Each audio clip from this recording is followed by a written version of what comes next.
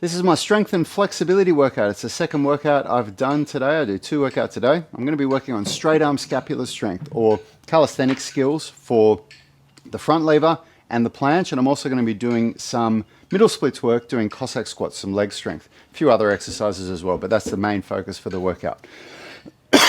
Excuse me. This isn't a follow along or a tutorial. This is just one of my workouts. So hopefully you can learn something. And the first thing you're probably thinking is, why the hell is this idiot using wrist wraps for lever training? It's a very good question. Because I'm an idiot, that's why. No, it's because, I like to think I'm not. It's because I'm dealing with some golfer's elbow, and I just can't shake that last sort of 1 out of 10 pain from it. And my good friend Phil White, our physiotherapist who we do a podcast with every week, he said to me, the next thing you've got to try with everything else you've been doing is just to start using wrist wraps whenever you can. So I've never done this before. I've never done wrist wraps for a front lever, and it's quite a weird feeling because it's barely my fingers holding on there. All right, let's see how we go.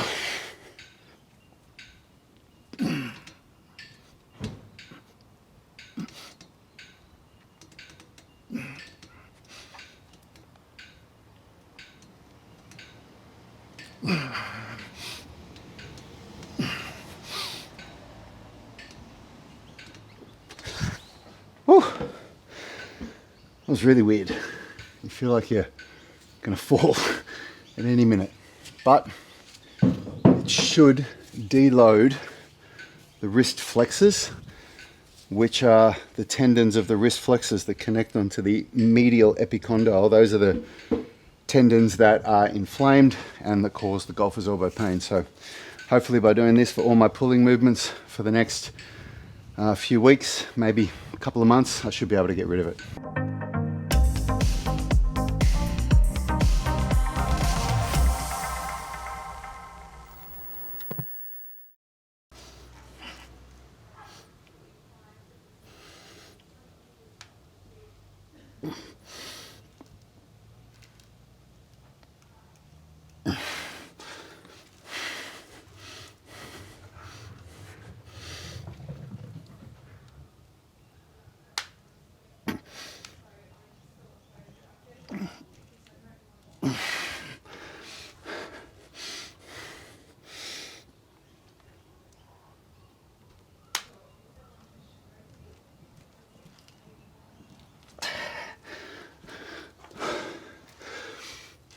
And training in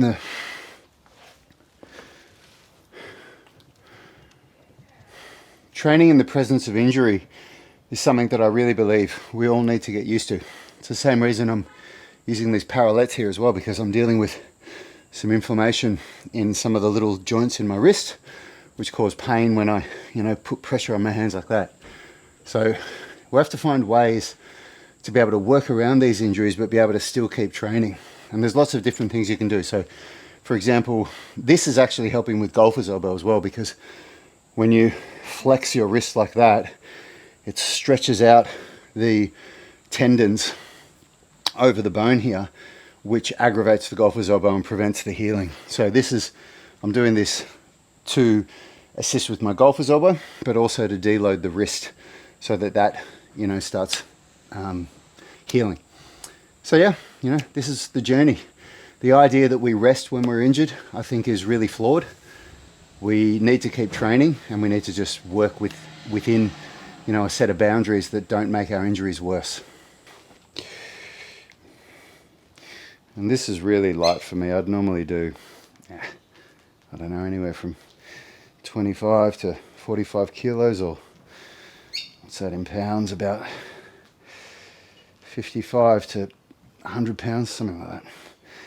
But the reason I'm not doing that is I'm just looking for every way that I can deload my wrist flexors by not gripping, not carrying weights, so that I can allow this golfer's elbow to heal.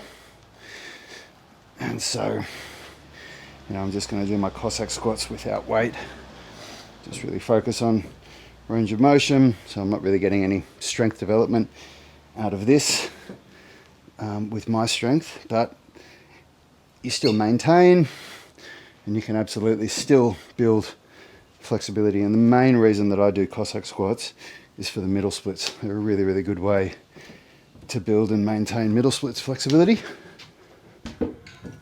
That last set felt super weird, so hopefully I can make this set feel a bit better. Let's see.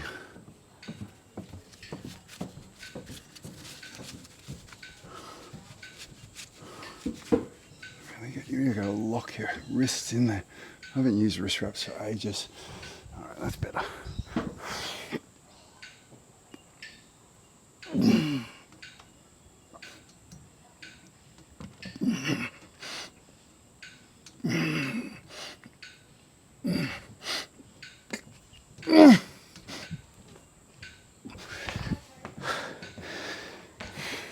Doing a few seconds less than I normally do, because it's really, really hard to get good retraction without grabbing on with my fingers. Like, doing my best effort there, when as soon as I tried to really retract and just crank my scapula back, my fingers were just wanting to grab on. It was just so weird to try to keep your fingers loose and create that pulling motion. But that's just because I'm not used to it. So, you know, hopefully I can get better.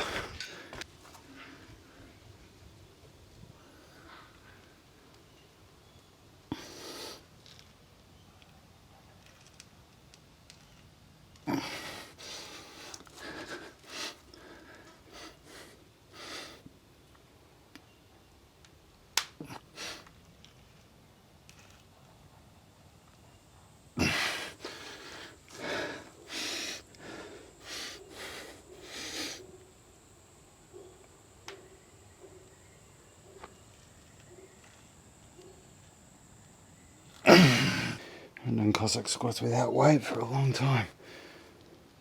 Reminds me of my Kung Fu days. All right, my primary workout's done. So I've finished my 5 sets of the planche and the front lever training and my leg work. And now I'm into supplementaries.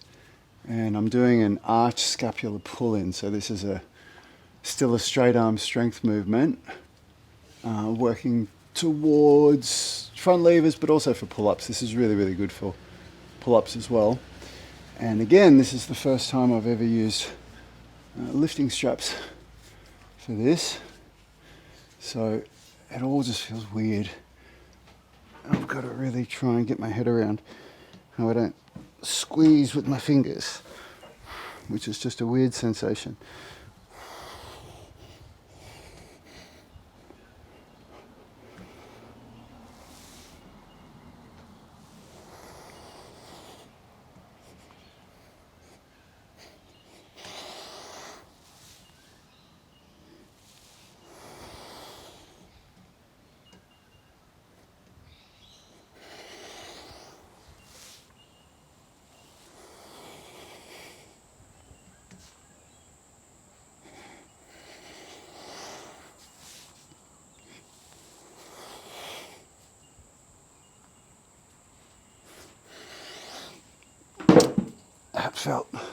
It feels so weird, but as far as the golfer's elbow pain goes, that felt a lot better than the tuck lever. I was still feeling a tiny bit on the tuck lever. I was finding it really hard to not, you know, just hook in with my fingers, but that was better. Oh, it murders your wrists.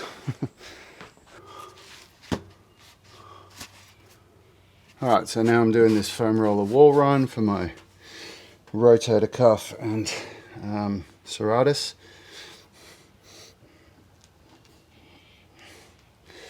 I haven't done this for ages, so I've really got to think about it because there's a lot going on. You got to draw your stomach in and create a hollow body with your stomach, with your spine. And you got to protract your shoulder blades and keep your forearms vertical and do all that whilst you move the foam roller up and down.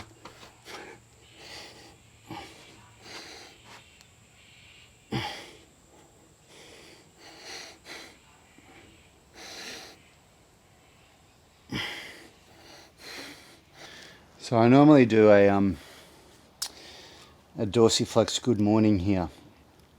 So I'd be holding dumbbells and doing, you know, good morning reps, hinging at the hips. But I'm not going to hold on to any weight. And I'm just going to do a passive stretch here with some quadricep contractions.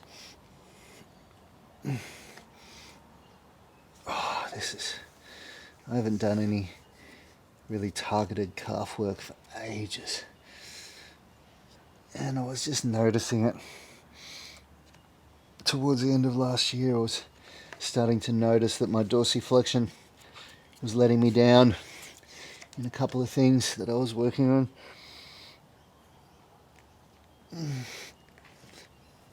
God. All right, and now it's time for my core training. And I am going to be doing the straddle up, which I absolutely hate. Hope I don't hit anything here.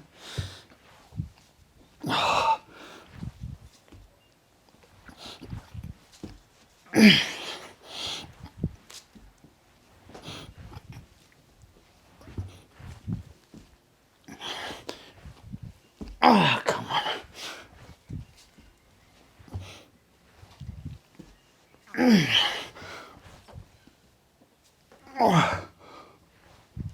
Oh, man. Oh, I hate that exercise. You might be thinking, why would you do an exercise that you hate so much, Rad? It's a good question. It's because it's good for the abs. It's good for my level of strength. You can see that's a challenge for me. I'm not great at it. And it's a prerequisite for V-ups and other good ab exercises. But I'm deloading I'm going to do everything I can to deload my grip. And so I'm not going to do my hanging L raises for a while. I'm going to do ab work on the floor. And yeah, I'm not great at this exercise. And I just hate it. But we don't have to love all the exercises we do. We need to choose exercises that are good for us based on our ability and our goals and our injuries. Oh, God damn.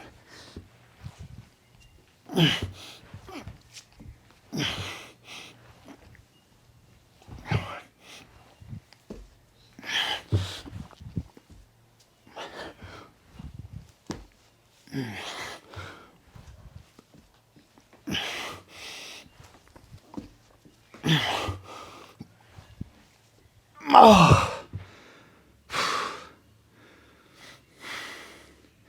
And any exercise that you're not good at, when you do it again for the first time in a while, you're even worse at it than you were before. That's okay. You can only go up. It's only up from here.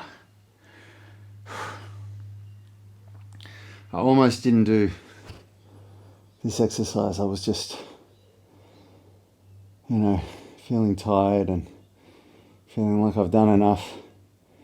I'm just going to chill now. It's date night for my wife and I tonight, so I was looking forward to that. But I'm going to do it. So I've only got one set to go now. Let's do it.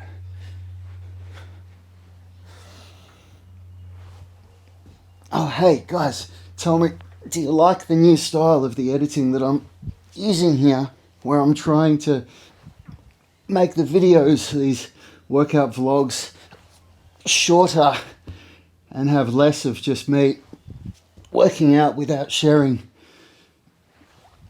tips and tricks? Wow. Do you like this style better? Or do you like the style where I show every single set and every single rep, and the videos go for like an hour?